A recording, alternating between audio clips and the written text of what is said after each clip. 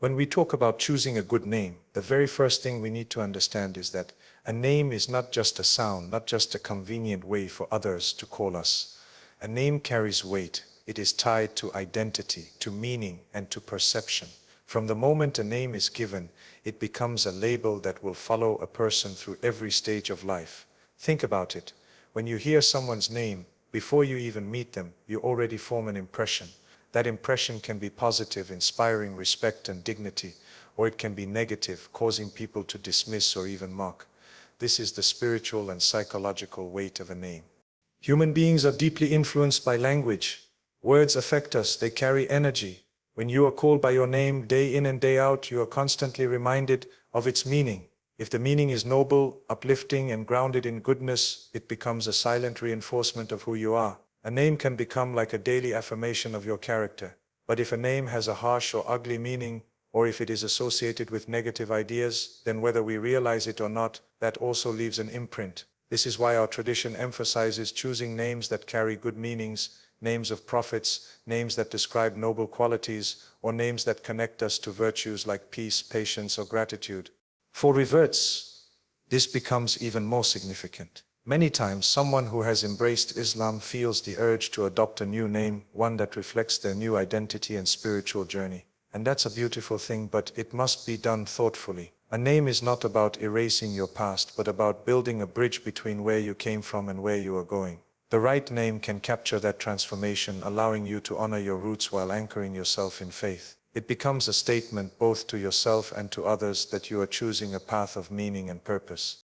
Now, from a psychological point of view, names play a powerful role in self-perception.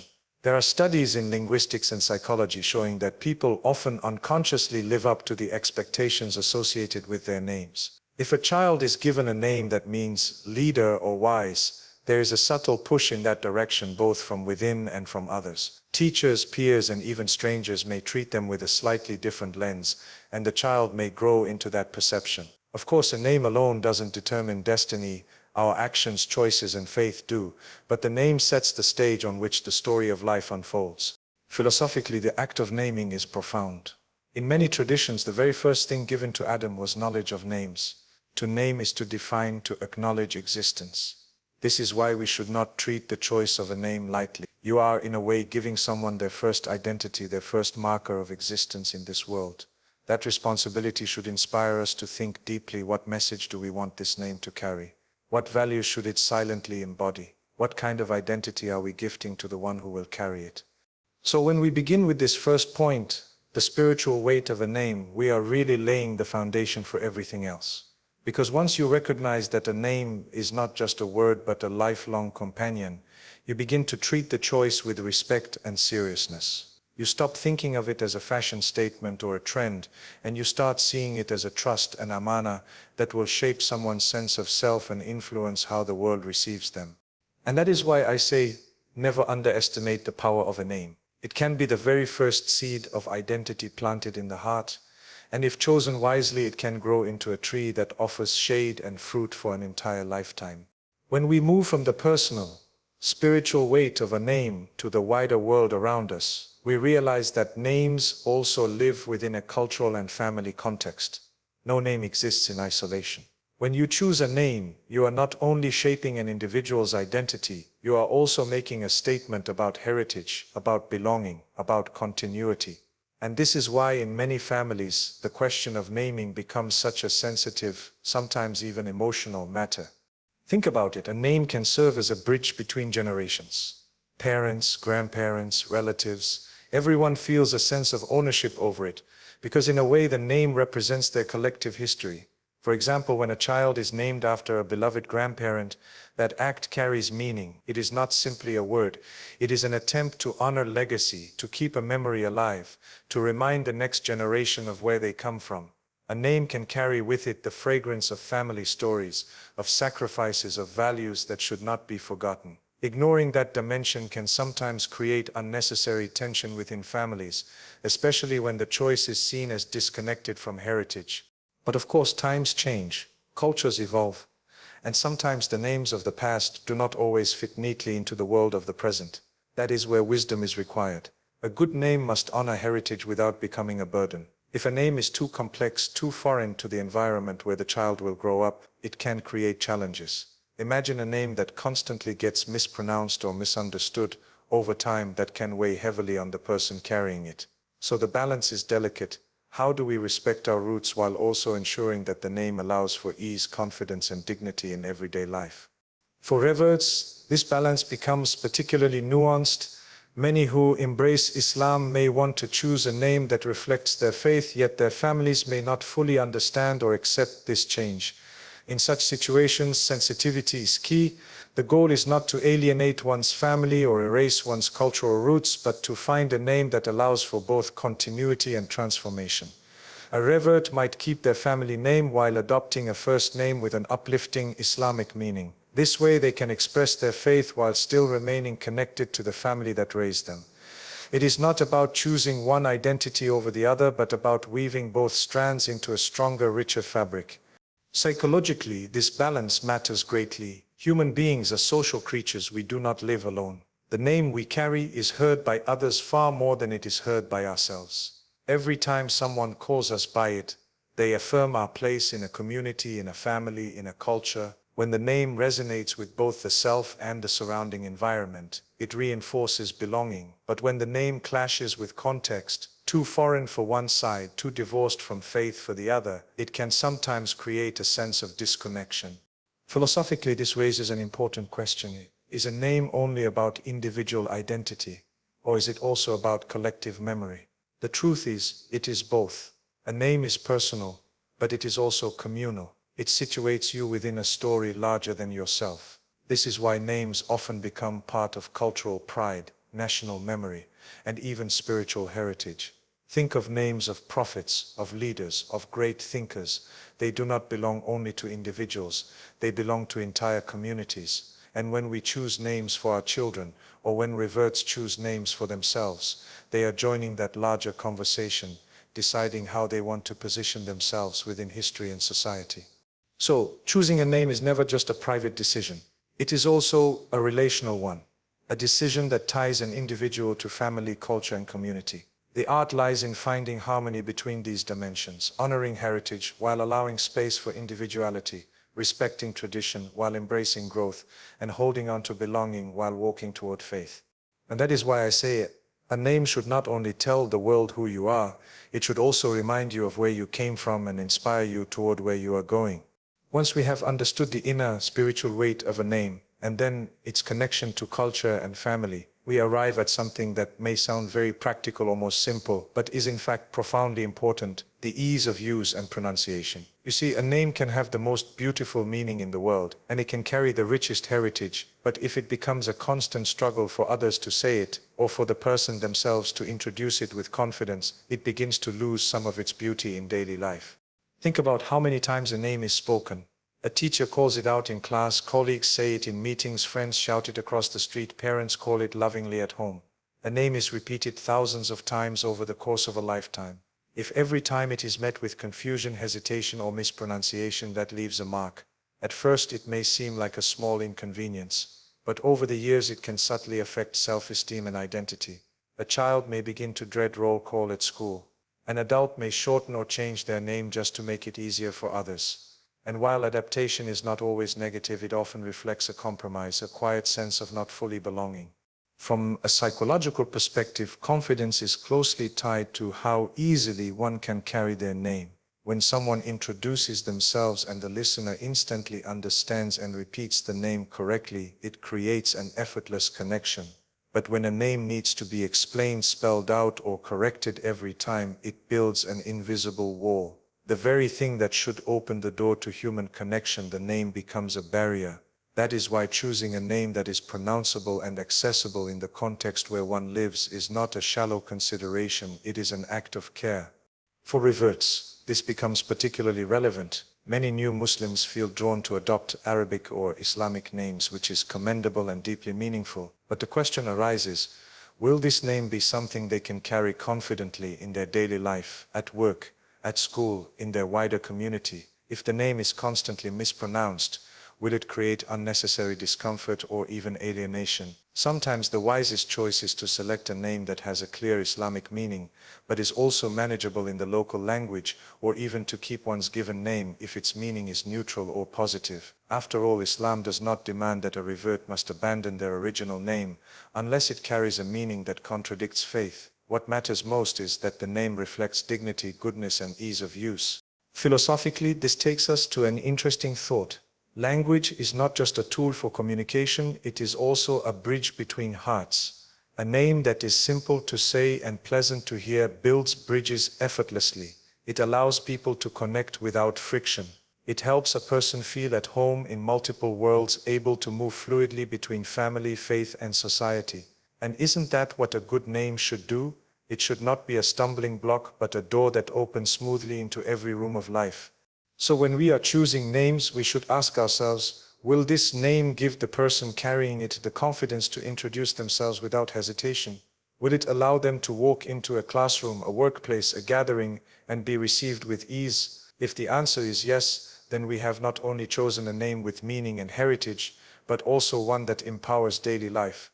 And that is why I say the best names are not only meaningful, they are livable, names that can be carried with confidence and dignity wherever life may take you. Once we have considered the spiritual weight of a name, its cultural and family connections, and the importance of ease and pronunciation, we naturally arrive at what many would call the heart of the matter, the meaning of the name itself. Because at the end of the day, beyond sound and tradition, a name carries a definition, and human beings live in a world of meaning. We interpret, we attach significance, we search for purpose, and a name is often the very first word of meaning attached to a person's identity. When a name holds a positive and noble meaning, it becomes more than just a label. It becomes a reminder, almost like a compass, quietly guiding the person who carries it. Imagine being named after a quality such as patience, peace, wisdom, or generosity. Each time someone calls that name, they are invoking that quality. They are reminding the person, and even those around them, of a virtue worth striving for. It is subtle, but over years and decades, these subtle reminders accumulate. The meaning of the name becomes woven into the subconscious, shaping self-perception and even behavior. There is a reason why traditions across the world, and particularly in Islam, place such emphasis on names with good meanings. The Prophet Muhammad, peace be upon him, would sometimes change people's names if they carried negative or harmful meanings, replacing them with names of beauty and virtue. Why? Because words matter. Words shape the way we think, the way we feel, and the way we see ourselves. If every time your name is called, it reflects something undesirable, it is like planting a seed of negativity in your heart. But if your name reflects light and goodness, then every call of your name is like water nurturing that seed of positivity. From a psychological standpoint, this is very real. Modern studies show that self-identity is strongly tied to the associations people carry with their names. A person named after a trait such as bravery or honor may feel an unconscious responsibility to live up to it, while someone whose name suggests weakness or negativity may carry a quiet burden even if they never speak about it. Our minds are impressionable and repetition is powerful. A name that carries meaning becomes a lifelong repetition of a message, so we must ensure that message is uplifting. For reverts, this is particularly significant. When someone embraces Islam, the meaning of their chosen name can become a daily reminder of their new path. It is not merely about sounding Islamic, it is about choosing a name that reflects the values they aspire to embody. For example, a revert might choose a name meaning servant of God, or one associated with peace, guidance, or thankfulness. That meaning becomes like a mirror of their inner journey, reflecting back at them every time they hear it. And yet balance is essential. They need not discard their original names if those names carry neutral or positive meanings.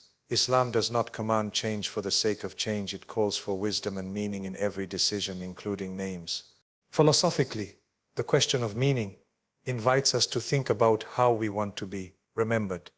A name is one of the very few things that can outlive a person. Long after someone has passed, their name continues to be spoken. And when it is spoken, the meaning echoes too. Imagine the difference between leaving behind a name that reminds people of goodness and one that stirs unease or ridicule. A good name is a legacy. It carries dignity not only for the person, but also for their family and their descendants. So when we think about choosing a name, let us not be distracted by what is fashionable or trendy. Let us look deeper. at the meaning, because trends fade but meaning endures. A name with noble meaning will always remain relevant, always remain beautiful, and always remain a source of honor. And that is why I say a name should be more than a sound on the tongue. It should be a meaning in the heart, something that uplifts every time it is spoken, and something that will echo with dignity long after we are gone. When we speak about names and their meaning, there is a special layer we must add for those who have embraced Islam later in life. For reverts, the question of choosing a name is not simply about welcoming a newborn child into the world. It is about rebirth, about realignment, about placing a new chapter alongside an old one. And here names become deeply personal, carrying both faith and identity in a way that is unique to the revert experience. When a revert considers taking a new name, the decision can feel symbolic. It represents more than just a label. It becomes a declaration of belonging. Saying I am Muslim is powerful, but choosing a name that reflects that faith takes it further. It is like etching the decision into one's very identity. A name with Islamic significance can feel like a spiritual cloak, wrapping the individual in a sense of dignity, connection, and unity with the wider Muslim community. Each time the name is called, it is a reminder of the choice they made, of the transformation they embraced. But here we must pause, because the choice is not always straightforward. Islam does not insist that a revert must abandon their original name unless it carries a meaning that contradicts faith. Many names, even those not Arabic, hold positive meanings or are entirely neutral. So the question becomes, what is the role of this new name? Should it replace the old one? Should it sit alongside it? Or should the old name remain, carrying the story of one's past while still pointing toward a new future? This is where wisdom and balance are essential. A name is not about erasing who you were. It is about shaping who you are becoming. For some, adopting a new Islamic name feels liberating, a chance to step into a new skin that matches their inner transformation. For others, keeping their original name feels important because it honors their family, their lineage, their history, things Islam does not ask them to deny. And sometimes the most beautiful solution is not one or the other, but both, retaining the family name while adding an Islamic one, weaving together past and present into a richer tapestry. From a psychological perspective, this balance is crucial.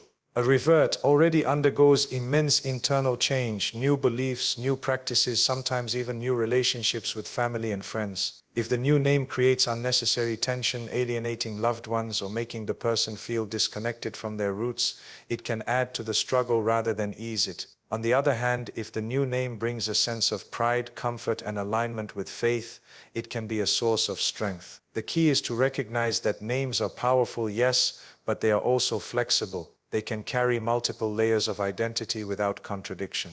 Philosophically, this raises a profound truth. Identity is not a clean break. It is a journey. The revert stands at the crossroads of two worlds, the world they came from and the world they are embracing. Their name can become a symbol of that journey. It can tell a story of where they began, of the challenges they overcame, of the values they chose to hold on to, and of the new light they chose to walk toward. And in that sense, the name is not just for them, it is also for others. It becomes a dawah in itself, a subtle but constant reminder that faith is open to all, that Islam embraces diversity, and that identity can hold both roots and wings. So when a revert chooses a name, it should not be done in haste or under pressure. It should be done with reflection, with balance, with a sense of both honor and hope. Because whether they keep their original name, adopt a new one, or carry both together, the goal is the same: to live a life of meaning, dignity, and faith.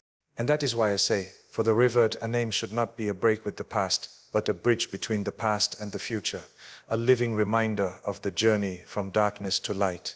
After we have reflected on the spiritual weight of names, their cultural and family ties, the importance of ease, the depth of meaning, and the journey of reverts, we reach one final consideration that ties everything together: the question of longevity. A name once chosen is not for a season. It is not for childhood alone, nor only for youth. A name is carried through every stage of life, whispered into the ears of a baby, written on the certificates of adulthood, and remembered on the lips of people long after death. It is in many ways the one companion that never leaves you. For that reason we must ask, will this name endure the test of time? When parents name a child, it is tempting to be swept away by what is fashionable. Trends come and go, and society often has its waves of popular names. But what seems modern and stylish today may sound outdated or even odd a generation from now. A name is not like clothing that can be replaced when fashion shifts. Once given, it shapes identity for life. And so wisdom calls us to look beyond trends and ask whether the name will still carry dignity decades down the line, when the baby is no longer a baby but a grown adult navigating the challenges of life. Think about it. A name that sounds sweet and playful for a child may not sound dignified on a professional document, in a courtroom, or when introducing oneself in a place of leadership. Likewise, a name that feels heavy or overly complex in childhood may become a burden, something the person quietly wishes had been chosen with more foresight. The best names, therefore, are those that have balance. They are gentle enough for childhood, strong enough for adulthood, and noble enough for old age. Psychologically, this matters more than we might think. A name that feels timeless gives the individual confidence at every stage of life. They never have to feel embarrassed to introduce themselves, never have to explain why their name sounds unusual for their age, never have to consider changing it later in life. Their name becomes a steady anchor, allowing them to grow into it without discomfort. On the other hand, when a name feels tied to a fleeting trend, the person may carry a quiet sense of regret. Even if they never voice it, it becomes an unnecessary distraction in the lifelong journey of building self-respect. For reverts, this question of longevity has its own dimension. A revert may feel a strong emotional pull to a certain name in the early days of faith, inspired by a figure in Islamic history or by a meaningful Arabic term. But it is worth asking, will this name remain a source of strength and dignity not only now but also decades later? Will it be easy to carry consistently across cultures and generations? In this way, choosing a name becomes less about the immediate moment of excitement and more about crafting a long-term identity that will continue to inspire stability and pride. Philosophically, the question of longevity reminds us that names are not only for us, they are for those who will come after us. A name becomes part of family history. It may be passed down to children or remembered by grandchildren. It may be inscribed on gravestones or written in family records. And when those names are spoken years later, they still carry weight. Choosing a timeless name, then, is a way of leaving behind a legacy of dignity, something that outlives the individual and becomes part of the collective memory of a family or even a community. So when we are about to decide on a name, let us ask ourselves, will this name still sound honorable when the child grows into adulthood? Will it still carry dignity in old age? Will it still be remembered with respect after death? If the answer is yes, then we have chosen wisely. And that is why I say a good name is not only for today, it is for tomorrow, for every stage of life, and for every memory that will outlive us. Choose a name that grows with you, that ages with grace, and that leaves behind a legacy of honor.